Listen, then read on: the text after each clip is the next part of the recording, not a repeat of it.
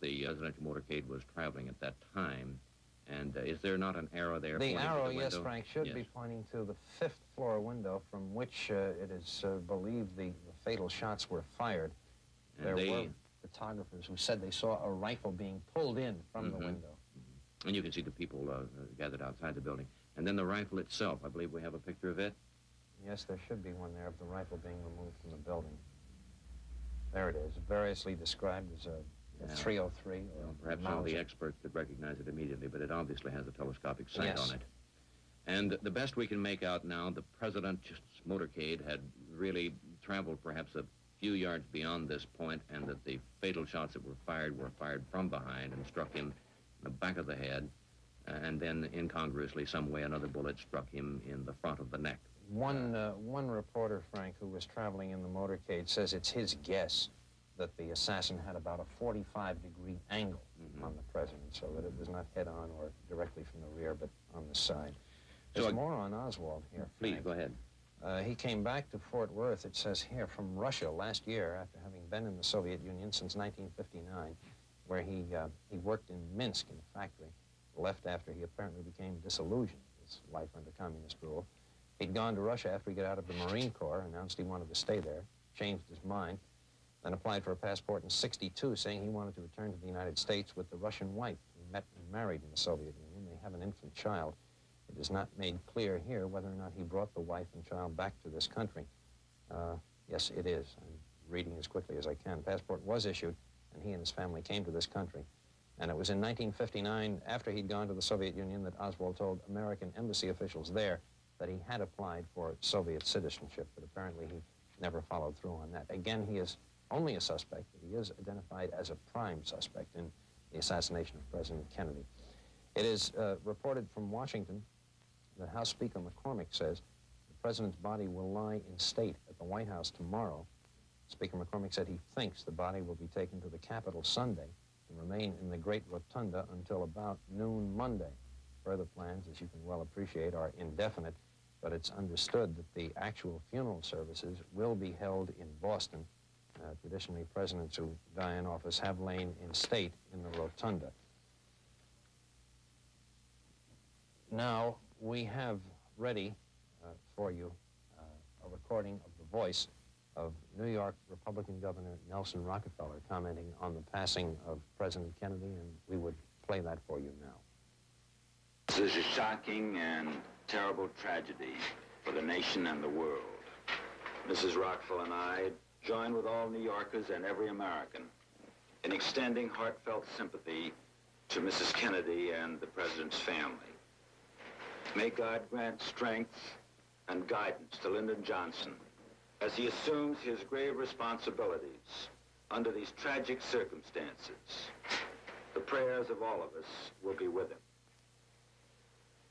I have proclaimed for the state of New York a 30-day period of mourning, and I have directed that all state offices shall be closed on the day of the President's funeral.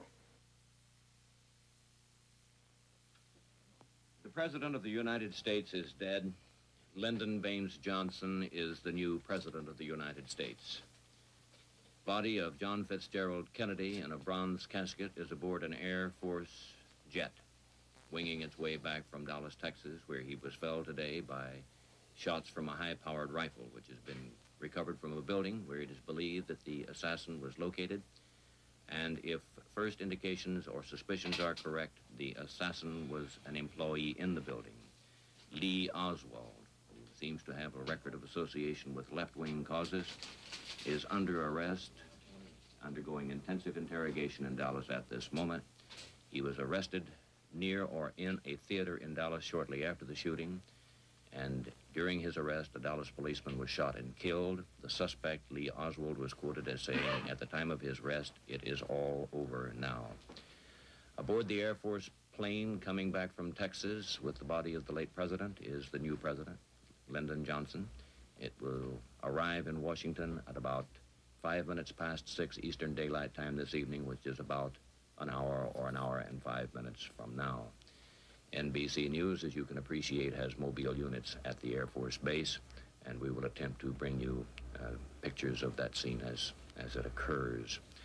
We have been advised by House Speaker John McCormick that the President's body will lie in state at the White House tomorrow. It is expected that sometime later it will be taken to the rotunda of the Capitol, the giant area underneath the dome which separates the two wings of Congress. Former President Eisenhower has been among the world notables to give his reaction to the tragic loss of the American president. We'd like to bring you his statement at this time. I share the sense of shock and dismay that the entire nation must feel at the despicable act that took the life of the nation's president. On the personal side, Mrs. Eisenhower and I share the grief that Mrs. Kennedy must now feel. And we send to her our prayerful thoughts and sympathetic sentiments in this hour. General, how would you counsel the American people at this time? In the face of such a terrible thing, I'm sure the entire citizenry of the nation will join as one man in expressing not only their grief, but their indignation at this act, and will stand faithfully behind the government. General, could you tell us how you got the word? I was at a meeting for the United Nations, and while there, a member of the meeting was called out and came back and told us the news. Although at that time, we did not know the president was dead. We did not know when I got back here at that time that he was dead. But matter of fact, we had the last message we had was one rather of hope. And the entire company merely paused for a minute at the request of the chairman, and each of us, in his own way, said a silent prayer for the president. Should there be any concern, sir, over national security at a time like this? No, I think the whole nation now would be almost all of us security agents. General Eisenhower, will the nation be all right in a few months ahead?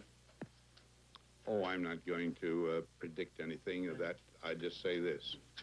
The American nation is a people of great common sense, and they are not going to be stampeded or bewildered. Thank you, Mr. President. History have assassinations affected the political course of events? Well, of course, in Lincoln's assassination, the presidency went to a man who was a registered Democrat, Mr. Johnson. In Garfield, I doubt that there was any. And, of course, McKinley, that brought in Theodore Roosevelt.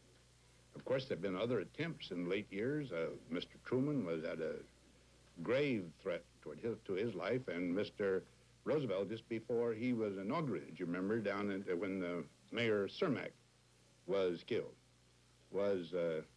ran a very grave risk. These things have happened, and it seems inexplicable to me, because Americans are loyal. And it's just this occasional psychopathic sort of accident that occurs, and I don't know what we can do about it. Could you say anything, General, about how people will feel abroad from all your experience with the United Nations and others? How will it be taken abroad? Well, I think they will be a bit bewildered. This, in the civilized countries of the world, this doesn't happen so often. And you remember in the starting of World War I, the murder of the Archduke Ferdinand, I think his name was. Why, this itself almost, well, is one of the contributory causes to that war. And, but here, I just don't know what happens. But we are a nation where our freedoms are allowed, or are observed in such a way that everybody is ready everybody is, you might say, capable of doing this if he's ready to put his own life on the line. General, how will you spend the rest of today and tomorrow? How will you spend the rest of today and tomorrow? I have canceled the dinner date that I had for tonight.